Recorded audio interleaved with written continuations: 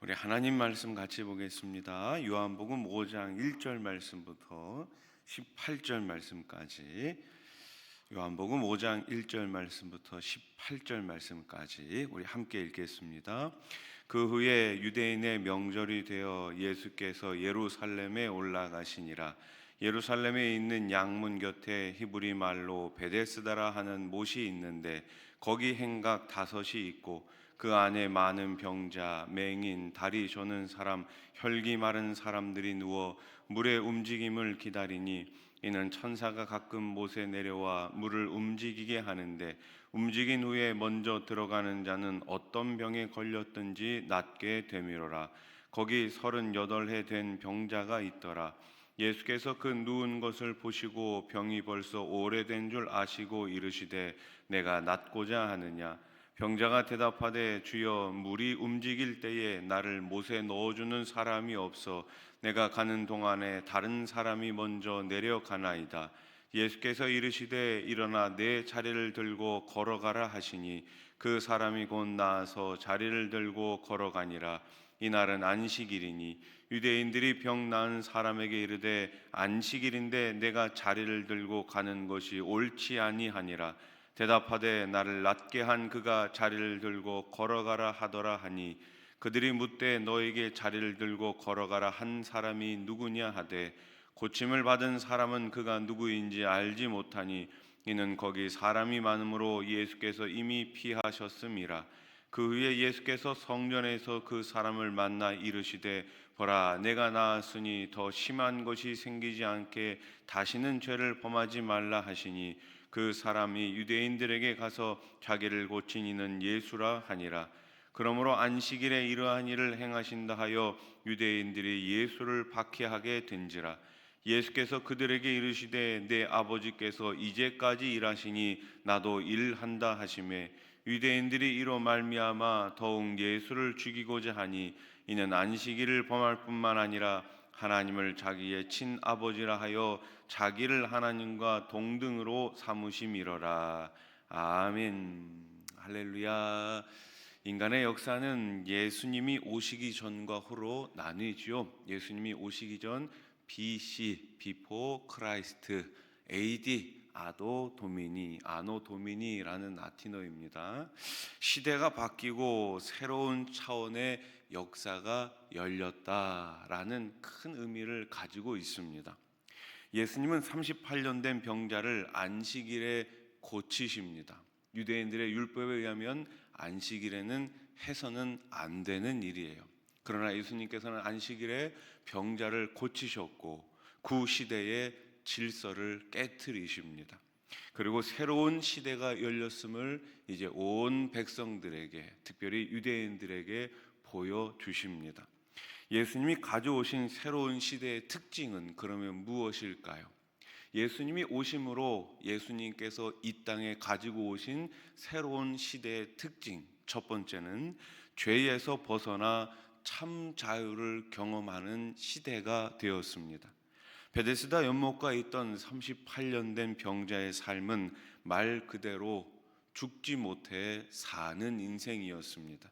그는 천사가 연못에 내려왔을 때 자기를 못으로 데려가 줄 누군가를 하염없이 기다리고 있었습니다.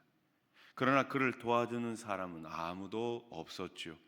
다른 사람들이 치유되는 것을 고통스럽게 바라만 봐야 했습니다. 그는 도저히 치료받을 수 없는 질병으로 고통과 절망 그리고 사람들에 대한 원망 가운데 근근히 살고 있었습니다. 그러던 어느 날 예수님이 그에게 찾아오셨습니다. 예수님은 자리에서 일어나 침상을 들고 가라는 한마디 말씀으로 그를 온전히 치유해 주셨습니다. 다른 곳으로 치유한 것이 아니에요. 내 침상을 들고 일어나 가라. 오직 말씀으로 그를 치유하셨습니다. 성경은 인간이 전적으로 타락한 존재이며 하나님의 심판의 대상임을 계속해서 설명합니다. 인간에게는 스스로를 구원할 능력이 전혀 없습니다. 마치 38년 된 병자의 비참한 상태처럼 인간은 반복해서 계속해서 죄를 짓고 좌절하며 불안한 상태에 놓여 있습니다. 그런데 예수님이 우리를 그 죄에서 구원하시고 치유해 주셨습니다. 예수님은 치유받은 자에게 다시 심한 병이 생기지 않도록 뭐라고요? 죄를 짓지 말라고 말씀하십니다. 그의 질병이 어떤 죄와 연관되었음을 짐작해 볼 수 있죠. 용서받고 치유받은 그에게 주님은 다시 죄를 짓지 말 것을 명령하십니다. 이것은 우리를 향한 주님의 명령이기도 합니다. 우리는 주님이 이루신 죄 사함과 영생의 새로운 시대를 살아가고 있습니다. 그러므로 옛 생활에 추하고 더러운 습관들을 벗어 버려야 합니다. 이전 것은 지나갔으니 보라 새 것이 되었도다. 이전 것은 구시대의 모든 우리의 생활 모습이라든지 잘못된 모습이라든지 죄악된 모습이라든지 이것들은 다 버리고 이제 주님 안에서 새롭게 거듭나야 하는 것이죠.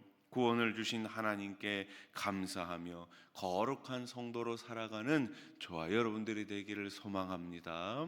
자, 예수님이 가져오신 새로운 시대의 두 번째 특징은 무엇입니까? 사랑의 예수님이 왕으로 다스리는 시대가 온 거예요. 다시요. 사랑의 예수님이 왕이 되셔서 이 모든 세상을, 특별히 우리를 다스리는 시대가 되었다라는 것입니다. 예수님이 병자를 고치신 날은 어떤 날이었습니까? 안식일이었습니다. 안식일. 유대인들 중에 예수님이 안식일에 이런 일을 행하셨다고 비난하는 사람들이 있었어요.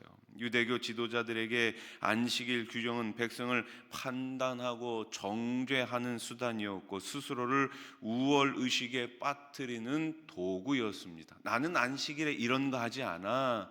나는 안식일에 이런 거 해. 그러면서 자신의 도덕적, 자신의 종교적 우월 의식에 사로잡힌 사람들이 예수님께서 지금 안식일에 38년 된 병자를 고치니까 비난합니다. 잘못했다라고 비판하는 거예요. 따라서 예수님이 안식일에 베푸신 치유 사역은 그들의 기반을 흔드는 도전이었습니다. 그들은 율법 규정 자체에 매여 있었어요. 안식일의 주인이신 예수님을 알아볼 준비가 전혀 없었습니다. 안식일의 주인이 누구세요? 예수님이세요. 그러면 예수님이 하시는 것이 맞는 것이 아니겠습니까? 그런데 안식일의 주인이신 예수님을 알아보지도 못하고 자기네들이 맞다고 이야기하고 있는 거예요. 예수님은 그들을 향해 아버지께서 이제까지 일하시니 나도 일한다라고 말씀하십니다. 당신이 하나님과 하나임을 밝히시는 장면이에요. 예수님은 율법의 정죄가 난무하는 구시대가 끝나고 자신이 스스로 통치하는 긍휼과 사랑의 새로운 시대가 왔음을 보여주셨습니다. 다시요. 율법은 사람들을 얽매이고 사람들을 비판하고 사람들을 좌절시킵니다. 왜 그렇습니까? 율법을 100% 지킬 수 있는 사람이 없기 때문에 그런 거예요. 그런데 예수님께서는 율법을 파괴시킨 것이 아니라 율법을 완성하시면서 새로운 시대에 우리 주님의 사랑과 긍휼의 시대가 왔음을 지금 이 장면을 통해서 38년 된 병자를 고치시면서 보여주셨던 것입니다. 우리 주님의 통치가 임하는 곳에는 사랑과 용서와 긍휼이 있습니다. 다시요. 예수님이 통치하시는 곳, 예수님이 다스리시는 곳, 예수님이 교회의 참 머리가 되신 그곳은 우리 주님의 사랑과 용서와 긍휼이 있습니다. 우리 교회 가운데 이 주님의 사랑과 용서와 긍휼이 가득 넘칠 수 있기를 우리 주님의 이름으로 축복합니다. 자, 38년 된 병자와 같은 우리를 하나님은 예수 그리스도 안에서 새 시대의 백성으로 삼아 주십니다. 예수님 때문에 우리는 하나님을 아버지라 부를 수 있게 되었죠. 이 사랑을 끊을 수 있는 것이 있습니까? 아무것도 없습니다. 그 하나님의 사랑을 끊을 수 있는 것은 이 땅에 존재하지 않아요. 그래서 로마서 8장 35절에 우리가 잘 아는 말씀이 나오잖아요. 누가 우리를 그리스도의 사랑에서 끊으리요? 환난이나 곤고나 박해나 기근이나 적신이나 위험이나 칼이랴. 아무것도 그리스도의 사랑에서 끊을 수 있는 것은 존재하지 않습니다. 예수님은 우리가 누리고 있는 하나님의 사랑을 이제 한 걸음 더 나아가 이웃과 함께 나누라고 말씀하시죠. 우리는 38년 된 병자와 같이 낙담과 좌절에 빠진 자들에게 찾아가 그들을 섬기며 왕이신 예수님의 사랑을 보여주어야 합니다. 그래서 우리는 축복의 통로가 되어야 하는 거예요. 그 축복 가운데 가장 필요한 축복이 무엇일까요? 바로 사랑과 긍휼이 아니겠습니까? 이 땅에 얼마나 많은 사람들이 우울감에 빠져가지고 좌절감, 실패감에 빠져가지고 살고 있습니까? 그들에게 우리가 다가가서 예수님의 사랑을 전해야 할 줄로 믿습니다. 주님은 조건적으로 우리를 사랑하신 것이 아니잖아요. 우리의 조건을 보시고 우리를 구원해 주신 것이 아니잖아요. 우리의 모습을 보고 우리를 사랑해 주신 것이 아니잖아요. 무조건적인 그분의 사랑을 우리가 입었다면 우리도 무조건적인 사랑으로 우리의 이웃들에게 다가가야 할 줄로 믿습니다. 말씀을 정리해 봅시다. 예수님이 오시기 전 구시대는 죄와 율법이 지배하는 시대였어요. 예수님이 이 땅에 오셔서 죄 사함과 생명의 시대를 열어 주셨습니다. 우리는 38년 된 병자와 같이 아무런 소망이 없는 존재들이었습니다. 그러나 하나님의 은혜로 하나님의 자녀가 되었습니다. 그러므로 하나님이 예수 그리스도를 통해 주신 긍휼과 사랑으로 우리의 이웃을 섬기는 이 정자동에 세워진 우리 수원아산 교회를 통해서 이 지역이 더 행복한 지역이 될 수 있도록 예수 그리스도를 매일매일 알아가는 이 우리 지역이 될 수 있도록 우리가 계속해서 섬기고 기도하고 주님의 말씀을 전해야 할 줄로 믿습니다. 기도드리겠습니다. 하나님 아버지 감사합니다. 사랑과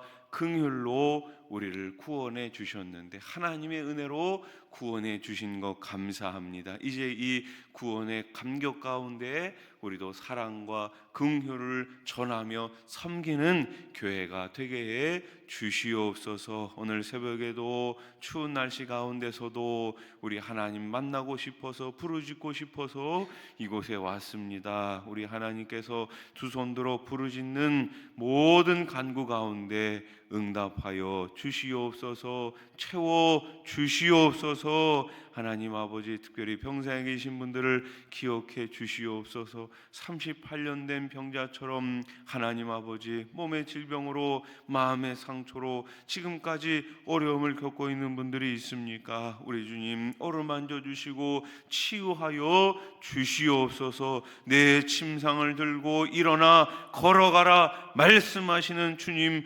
의지하게 해 주시옵소서. 우리 자녀들을 기억해 주시옵소서. 이번 주부터 겨울 성경학교 수련회가 시작이 됩니다. 우리 모든 주일학교 부서마다 세워주신 우리 교육자들, 부장님들, 선생님들 은혜와 진리 가운데 우리 다음 세대들을 잘 양육하게 해 주시옵소서. 우리 자녀들 겨울방학을 보내고 있습니다. 새 학기를 잘 준비하게 하시고 또 새로운 학교 또 새로운 학년으로 진급하게 될 터인데 우리 하나님께서 우리 자녀들 어디에 있든지 말씀 안에 있게 해주시고 세상의 학문을 통하여서 하나님 나라를 계속해서 넓혀갈 수 있는 주님께서 쓰시는 아름다운 우리의 자녀들 다 되게 해 주시옵소서. 하나님 아버지 특별히 우리 어르신들을 기억하여 주시고 요양원에 계신 우리 어르신들 외롭지 않게 쓸쓸하지 않게 그 마음 가운데 예수의 아버지 주님 뜨거운 마음을 허락하여 주시어서 언제나 천국 소망 가운데 살아갈 수 있도록 우리 하나님 도와 주시옵소서. 이 나라 이 땅 하루속히 안정화를 허락하여 주시고 저 북녘 땅에 가서 마음껏 주님 이름 부를 수 있는 날을 허락해 주시옵소서. 예수님의 이름으로 기도드립니다. 아멘.